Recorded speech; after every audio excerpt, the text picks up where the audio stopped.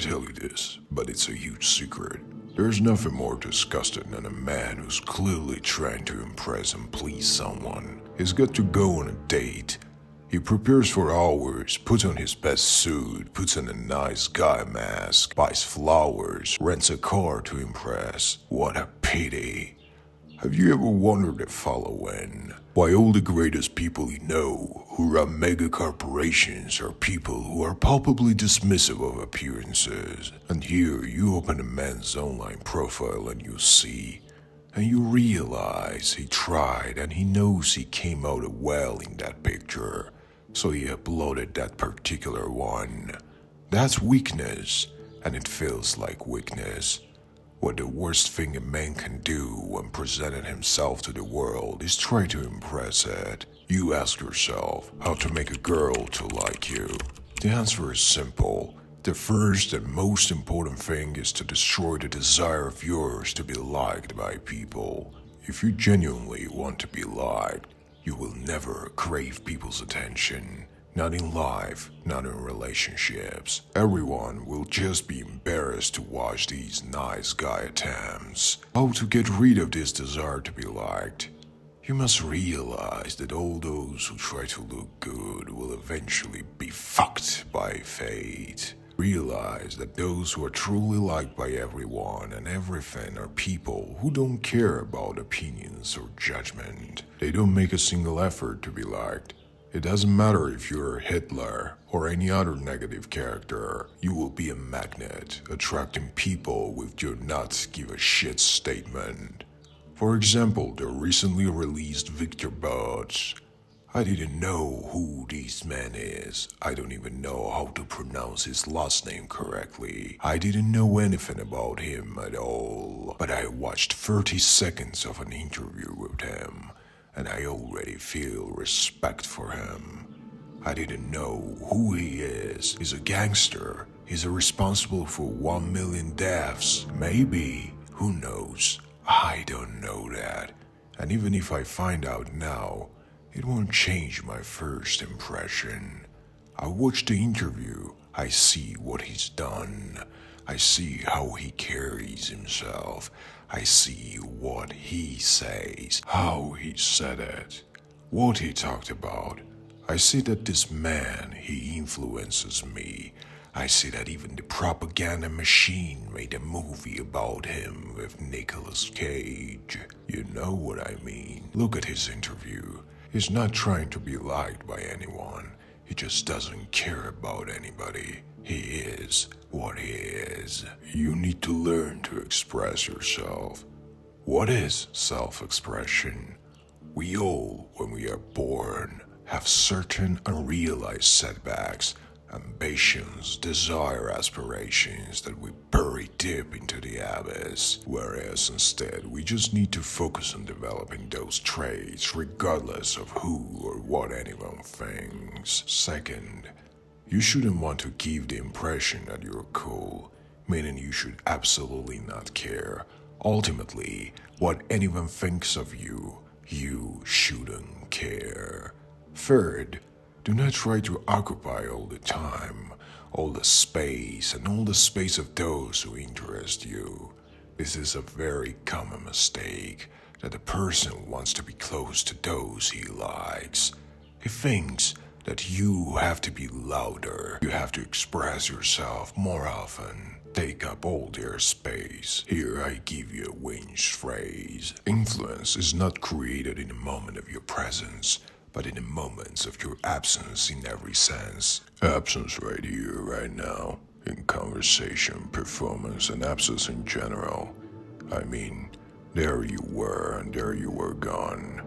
You were not there, you're not here, you're not seen for a month, 6 months, a year and a half. Here, when it happens in the same way as muscles grow, not during training but during sleep, resting after training. In the same way, interest in you appears only in your absence, but this is all provided that you as a man has value. We'll talk about this in another video. Back to our topic. Just as absence is a kind of attractive force, it is also repulsive if you are there. You are so tense, you are on pins and needles, ready to help at every call. You're always there for bitches and so on. It's not a sign of strength, although it seems to be a sign of strength. You're helping, not looking for help, isn't it? No, it isn't. Why? Because strength is the state of being in control. If you have everything under control, it means there is no force majeure created by you.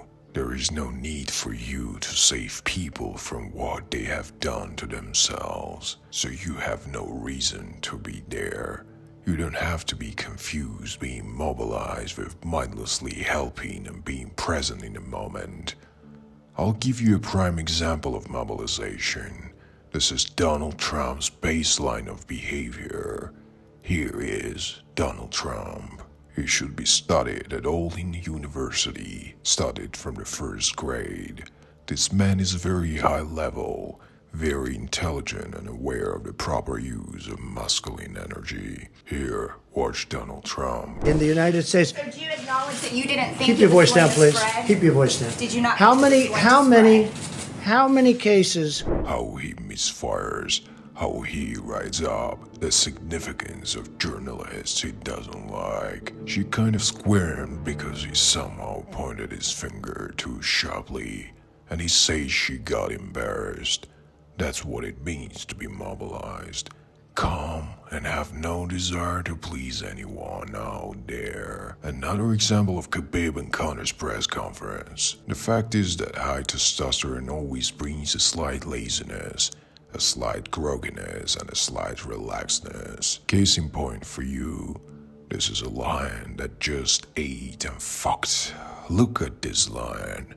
Here is a lion that drank 2 cups of strong black tea. This is your baseline behavior. Stick to that. That is, it's more important to be relaxed and funky than it is to be excited and worrying about, do I look like this now? Did I do this or that right? And what will others think? Fuck them all to hell, man.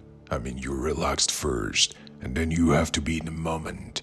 So what does it mean to be in the moment? If you want to learn how to really, truly impress, you have to learn to fully, completely control your face, your hands, and your feet.